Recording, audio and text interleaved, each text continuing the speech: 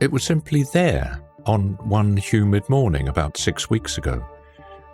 I walked out of my house, looked right on the way to my car, and there it was. A black square in the middle of the street. I thought it was a strange box or something. Thinking nothing of it, I went off to get lunch. But it was still there when I returned, and this time, the neighborhood kids that usually collectively played in the yard to my house's left were now instead off to the right, circled around the black square. They were talking, laughing, and poking at it with sticks. Something didn't seem right about the scene. So I got out of my car and stood for a moment watching. What was wrong here? It hit me. They weren't poking at it. They were poking into it. One of the local teenagers was sitting on the porch behind me, so I knew the kids were being looked after. If it was some strange prank or something, well, I'd hear about it later. I headed back inside and returned to writing that day's story. Around 8 in the evening, someone began knocking on our front door. 2 of my roommates were in their rooms with the doors open, but we were all playing an online game together, so we ignored it and hoped the guy in the room downstairs would get it. Well, he either didn't hear it or didn't care. So we sat there listening to the pounding and knocking for about 15 minutes before one of my roommates logged off the game and stormed down to the front door. I heard, "What the hell do you want? None of us are parked in your goddamn spot. We never park in your spot." That didn't sound good. I left my computer and slid down the hallway to see what was going on.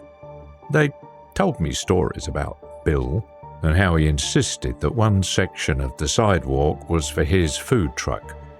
Apparently, he'd go around at literally any time of day or night, knocking on every single door in the neighborhood until he found the offender. Now, this time, Bill was looking not for a car owner, but for the perpetrator of the black square prank. After much arguing, he finally moved on to the next house. But I couldn't go back to playing our game. Instead, I wandered out under evening orange and headed down the street. The black square was odd. Its angle seemed to be changing to match me, and I moved my head back and forth a few times rapidly to confirm that it always looked exactly square from any angle. Anton was sitting in his open garage in a lawn chair as I approached. He handed a man a bag, pocketed a stack of cash, coughed, and leaned back. The stranger hurried away without looking at me. It wasn't an unusual sight. And standing in Anton's driveway, which ran straight at the black square and Bill's house beyond, I asked, "Hey, what is this thing?" "No idea, man," he responded. "But it's got me on edge. It's been there all day. I thought maybe somebody was scoping me out, but it didn't do anything." I didn't want to get too close to it, so I picked up a stick. "Kids were messing with this earlier, right? Did anything happen?" "No." It was strange. There seemed to be some sort of scaling perspective at work. As I moved closer to the square, it grew larger in my sight than the change in distance warranted. Far away, the effect had been imperceptible, but up close it was extremely unsettling. It felt almost as if the black square was looming up to encompass me and might even leap out at any moment. It was becoming increasingly obvious that this was no prank. The sides were exactly equal in length from what I could see, and absolutely nothing showed or reflected on its surface. I'd seen Vanta black nanofabric in person once before, and that super black material had definitely left an impression on me. It felt like staring into an absolute void. and I had that same feeling now. The only difference was that my stick encountered no resistance as I moved it forward. I took one step, and the stick still moved freely ahead. Was it past the threshold yet? It was disturbingly impossible to tell because the square always seemed to be facing me, so I couldn't tilt left or right and get a look from the side. The square also got bigger, faster than it should have with each step, so I couldn't get a good idea of exactly where it began and ended. Well, worst of all, the forward perspective had no landmarks and no shadows. It felt as if I was inside a television show and reaching forward into a CGI background. The studio lights off screen were still lighting the stick, and I was reaching into something that, well, didn't really exist. I swung my stick left and right. There were no edges to strike either. The pointed end traversed from ultra black to the green of Bill's lawn and back with no resistance. It was then I truly understood that we were in trouble. "Hey, Anton." What's up? He was usually one to play it cool, but I could tell by his subtly concerned expression that I must have looked very strange standing in front of complete nothingness. How can I say this? Let's make sure nobody goes near this." He nodded, gave a nervous laugh. We didn't have any sort of housing association or community building, so it would really be up to word of mouth. Bill was 2 houses past ours now, still knocking on doors, and he was doing a decent accidental job of warning everyone. A few neighbors had come out onto their lawns to stare at the thing, and I saw Idil emerging one lawn over. While studying the black square from afar, she shivered and pulled her headscarf a little closer. I smoothed down my shirt reflexively as she approached. She stopped on the sidewalk just short of Anton's driveway. "What is the square?" We just shook our heads. "You call police?" She asked, looking at me. Anton leaned back in his seat and watched me. Put on the spot, all I could say was, I don't think so." She was visibly confused. "Why not?" Anton sniggered. "'Cause the cops don't come here, girl." "Police don't come this area?" Nah, they do, but trust me, you don't want them. They don't come here to help. "Oh." She looked down at the ground, then over to the black square, then to her front door. She departed without a word. The rest of the neighbors began to emerge from their homes as Bill pissed them off in sequence.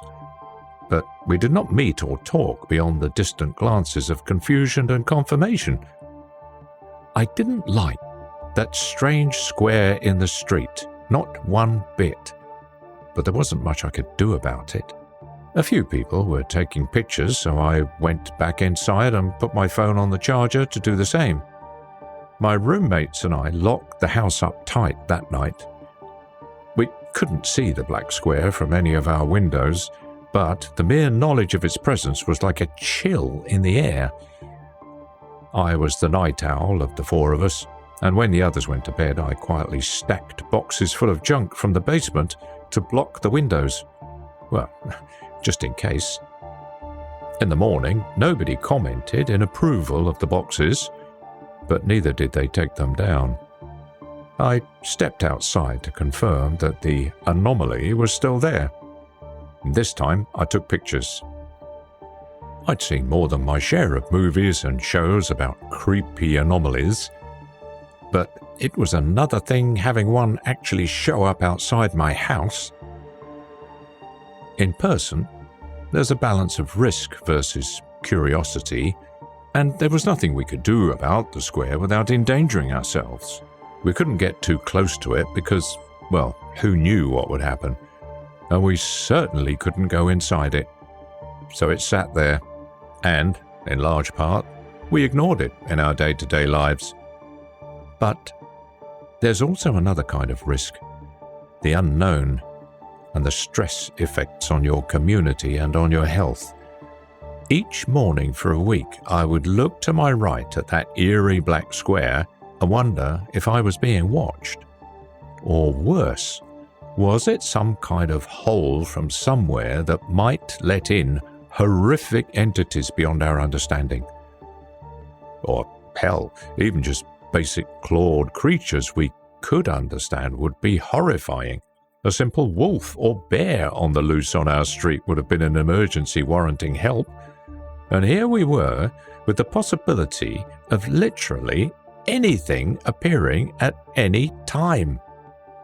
On a random night that about 8 people were over to play board games, Idil asked again if I would call somebody. This time I agreed. But who and how? I did find some numbers for 2 local news channels. I sent in my pictures, but they laughed at me and said they looked photoshopped.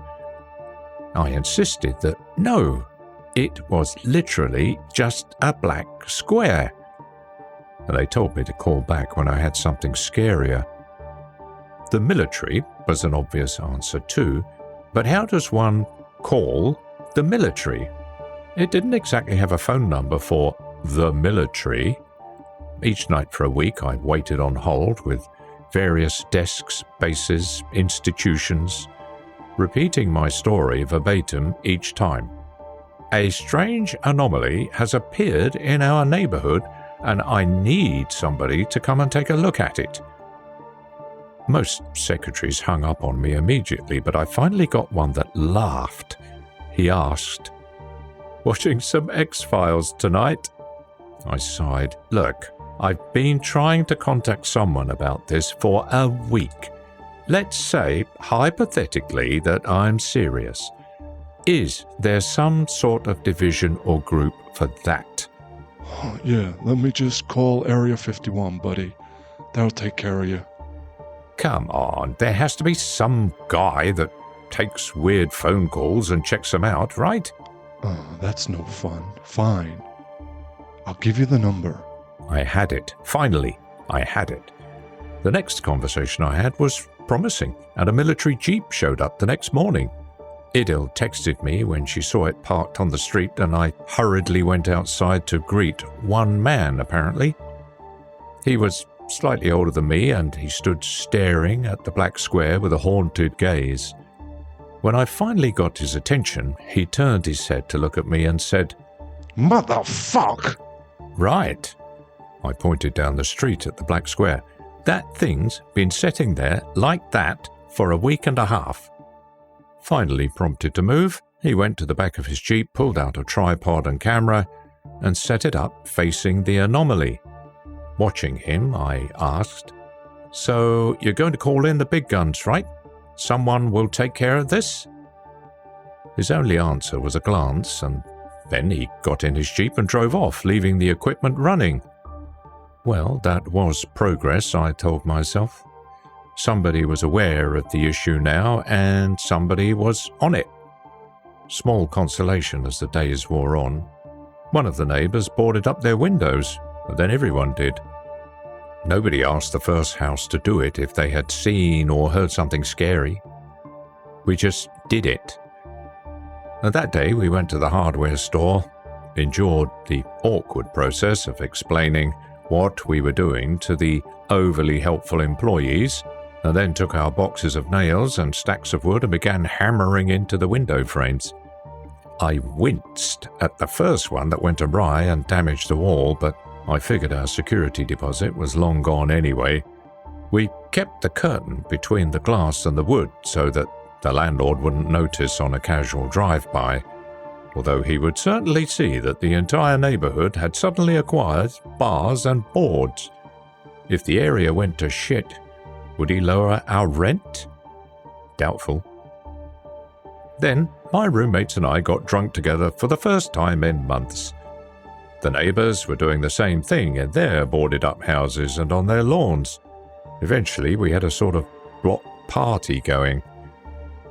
It was an eerie thing, all being connected and bonded by a common threat, but being unable to mention that threat even as it loomed in the distance at all times. There was nothing we could do about it, so mentioning it publicly was impolite.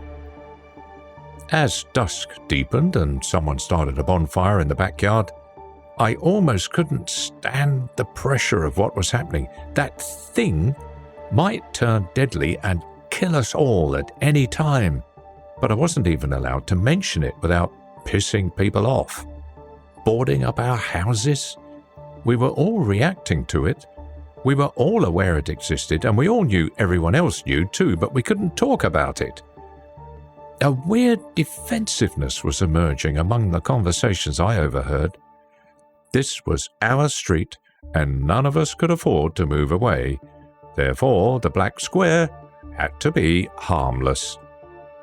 There were even people talking about the idea that there was nothing wrong at all, and that talk was growing. Agitated, I left the block party. I still wanted to drink, but angrily now, so I went to the nearest bar and sat. By pure chance, to my left was the soldier who'd set up the camera equipment. He was half sloshed already, and he looked sidelong at me while holding the bar to keep himself up. He laughed darkly. Oh, it's you. It was almost a relief to see that he was still in town. Are you guys going to do anything about the Black Square once you collect enough info? He sat taller and focused his bloodshot eyes on me. Guys? Yeah, your team or whoever. It's just me. Oh, well, what about the higher-ups? He downed another shot that had just been delivered. Higher-ups. My whole department got cleaned out by the new administration to cut costs or something. I'm the only guy in my entire building. My beer arrived, and I took a sip of it while trying to fully understand what he meant.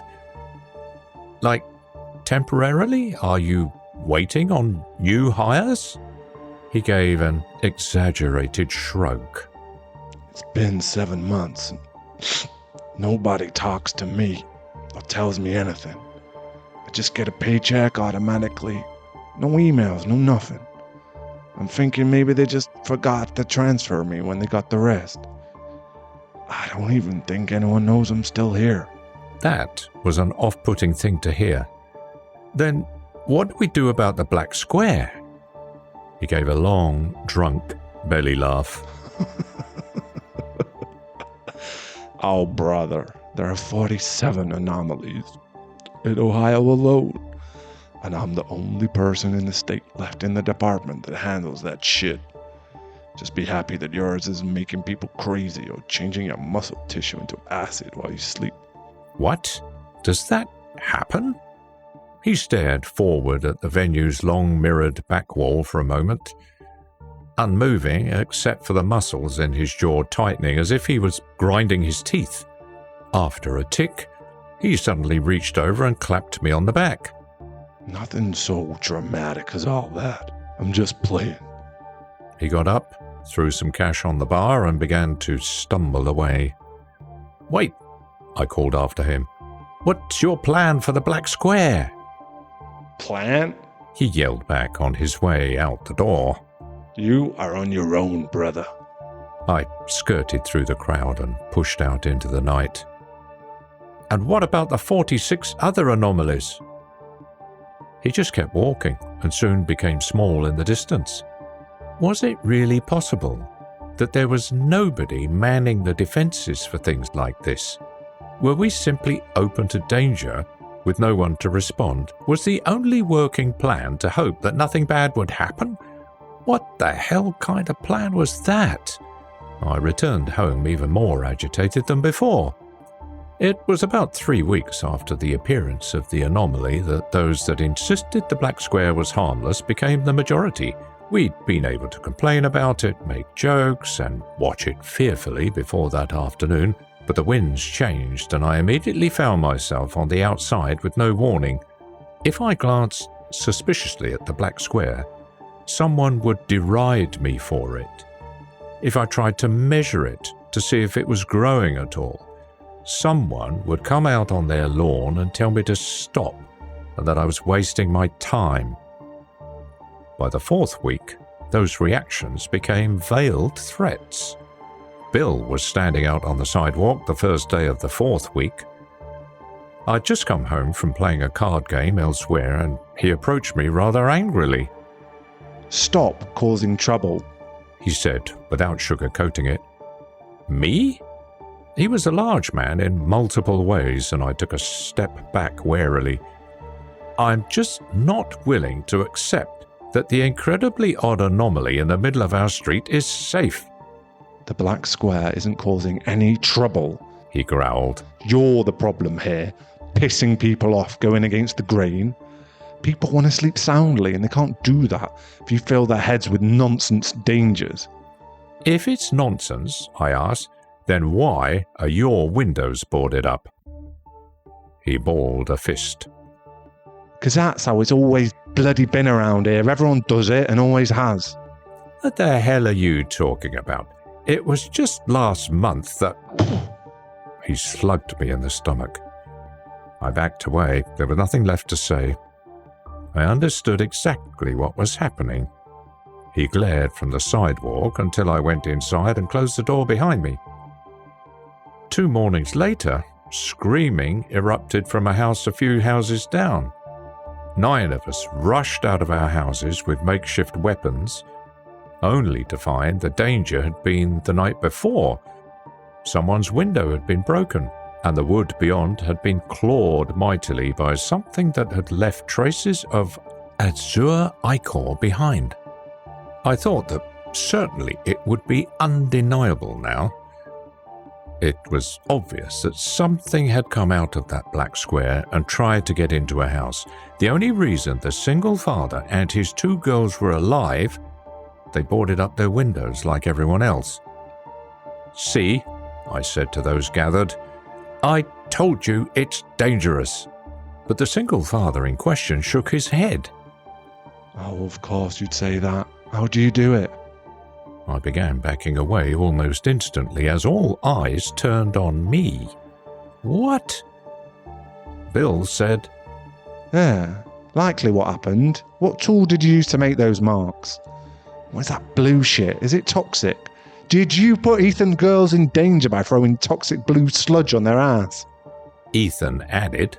"You'll pay for that window too." The hell is wrong with you people? I clutched my bat and continued moving backwards.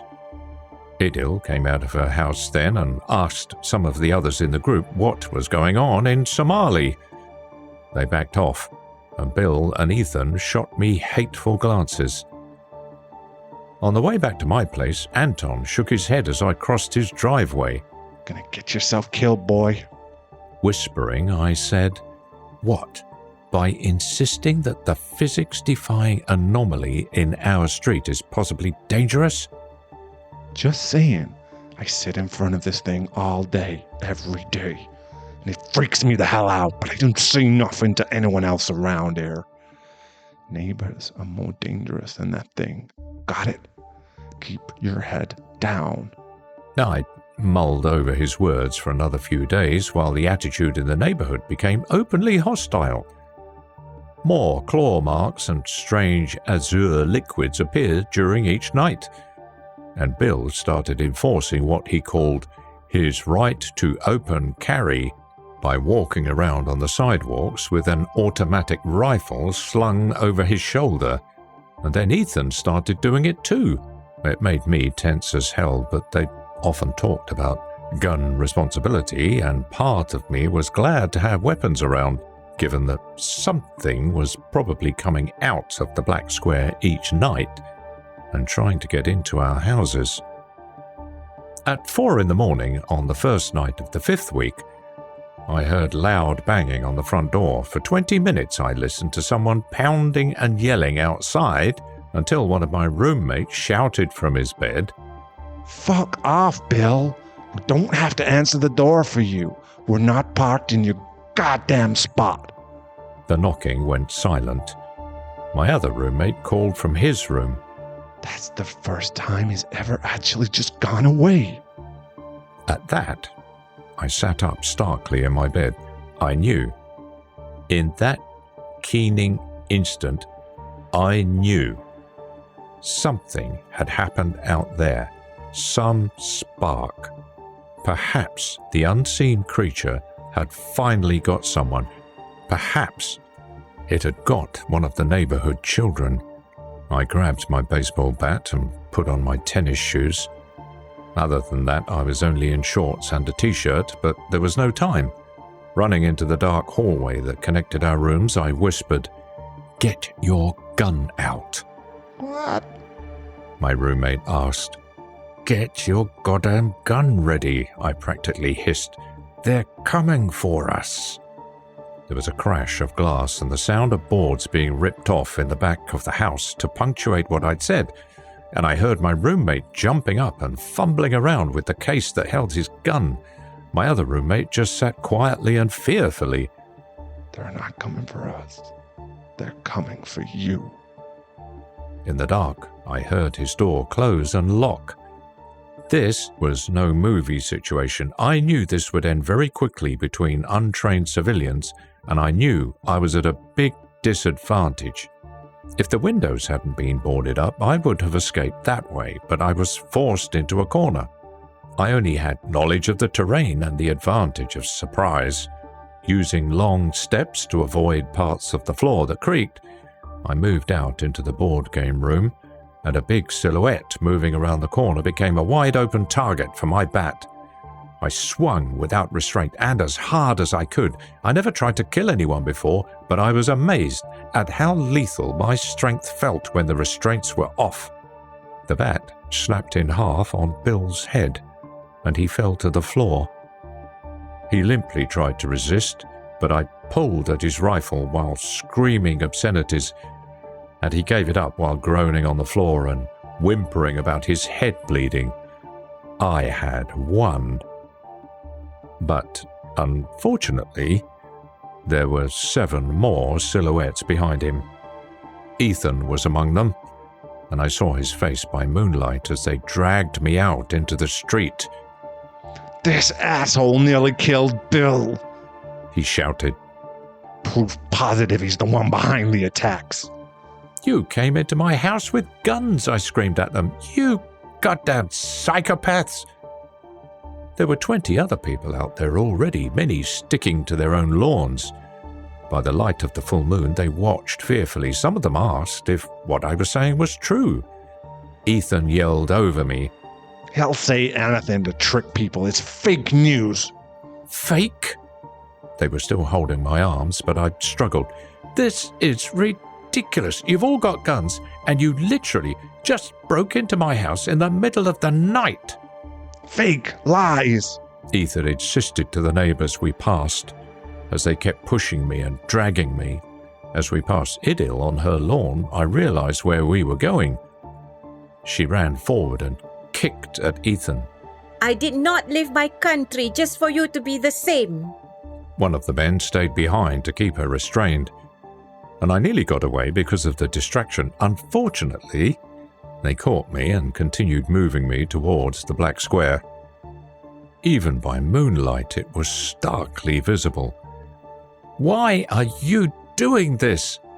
Ethan snarled. You know, you monster. I can't let you live after what you did to my little girl.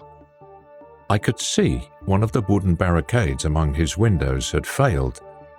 Something had broken its way inside, and red blood was mixed with the azure pools usually left behind. "So you're going to try to kill me by throwing me inside the black square?" I asked loudly so that everyone could hear. "How does that make any sense if you insist it's not dangerous? That I'm the one who somehow orchestrated these attacks in the night?" One of the neighbors screamed. Stop trying to get out of this. Fake news. She turned and insisted to someone else that I was a liar. Getting rid of him will stop the attacks. They were lost. I'd known it. But it was only now that I truly accepted that I was not in a neighborhood surrounded by peers. I'd been living in hostile territory surrounded by enemies for weeks. And they'd become delusional because of their own fear. Living with fear every single day and being unable to do anything about it had turned their fear to anger, and now anger had become violence directed at the only target they could actually reach, their neighbor. On that first night of the 5th week, they kicked me forward and pointed their guns at me, forcing me to walk into the black square, the unknown source of their fear. It had come to us from somewhere else, but it was now the desperate void at the center of our lives. It was our heart. I'd never felt more sharp and aware. Adrenaline seared fire through my every nerve as I kept moving forward away from the guns at my back. The dark square expanded rapidly in my sight, but then grew more slowly as I came nearer than ever before. It asymptotically filled half of the sphere of what I could see. I kept waiting to pass the threshold like a door to see the sides I'd tried to find with sticks and ropes over the last 5 weeks. But it never came. I kept pressing forward only to find myself still half in the world I knew and half in the darkness, until I turned around and saw Ethan and the others very far behind me. My brain struggled to process the shape or curve of what was happening, but I had the distinct sensation that I could keep walking forever and the black square would remain a giant sail pressed against half of me. Except I knew there was an unseen drop-off. Perhaps that was the key. Perhaps the door was actually down, and the black square we could perceive was merely a higher dimensional perspective on it. I got down on my knees and hands and began to crawl. I couldn't afford to fall accidentally. Don't bother, Ethan shouted in the distance. You're going over. You're not getting out of this. There it was. I could feel the edge. Here, the black square was almost exactly half of what I could see around me. Directly above, to the left, to the right, and down. The paved street far beyond Bill's and Anton's houses. Part of the street I'd stood upon many times coming the other direction, now met sheer void. But it wasn't dark.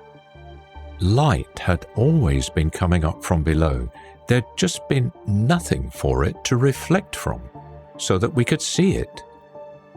Light came up from below now, illuminating my face, my eyes, my mind. It was a ghastly light, certainly not ever a color that had graced our world before, and I could see everything by the cast of its deep glare. I'd never seen that color with the rods and cones in my eyes before, but I knew what it was. If you could open a door into the mind and observe the hues within, if you opened that door into the mind of a person being tortured with perfect and exacting skill, you would see the chroma of pain, not just the feeling of it, or the idea of it in thought, but the blood of the concept, the core, as a brushstroke on existence. For some reason, I laughed, but I did not smile. I stood and began to walk back. Ethan held his assault rifle forward. Don't you come back here. Don't you fucking do it. I just shook my head. The other men behind him raised their guns too, but they were waiting on him. I didn't slow. I couldn't. As I moved toward Ethan, I told him, "You're human, Ethan. Fundamentally capable of good, or just neutrality, of cooperation, of peace." The words spilled directly from my raw brain and into the night air. You are not like what's over that edge. Take a look for yourself. You'll understand. The barrel of his weapon glimmered darkly by the moonlight, but the square behind me was blacker. What do you mean? He asked after a moment, the strain of oncoming terror dampening his tone. I think he saw the look in my eyes.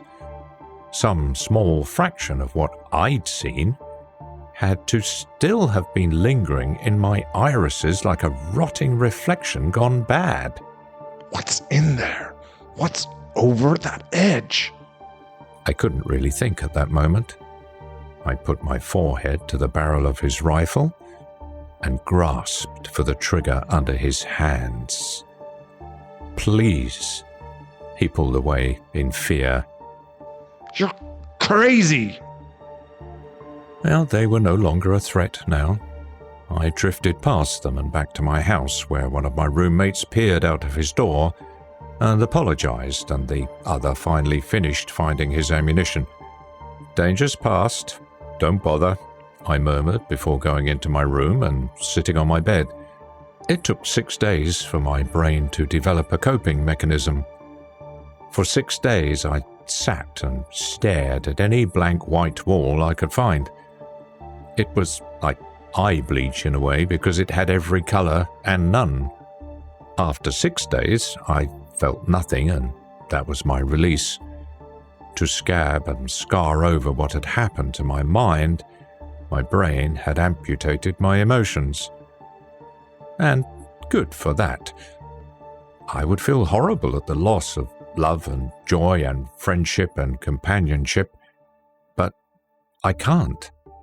And that's better than feeling what I witnessed over that edge. Bill was back from the hospital by then and feeling rather sheepish. A neighborhood watch had been set up, and armed men were taking turns guarding the black square, around which they'd built a wall out of bricks and cement. They knew that nobody would be coming to help. No police, no military, no government. We were on our own. A fact which made Idil sad as she talked to me about the home she'd left, where it had been exactly the same in her village. "This is humans," I told her. "Sometimes we do better for a little while, sometimes we don't." She didn't have a chance to reply before Bill came up and sat carefully down next to me on my porch. He rubbed his bandaged head and said, "Sorry about what happened last week." I kept watching my armed neighbors around the black square. "It doesn't matter," It does, though. he muttered, looking downcast. It could have killed you. "It doesn't matter," I said again. He swallowed audibly and then asked, What you see in that? I think the neighborhood will go to shit now. "Now?" It amazed me that it was right there. It was right there, just 100 feet away. We were alive and standing here, breathing air, eating food, and having conversations just 100 feet away from that. It was always here, Bill. The only thing that changed 6 weeks ago is that we can see it now. We don't talk much anymore. The neighborhood is quieter than before. We just sit and wait for the inevitable each day and each night. The black pit is among us, lurking in open sight, and one day it will spill forth ungodly hordes I don't need to describe, because you already know what they look like. Sometimes we do better, sometimes we don't.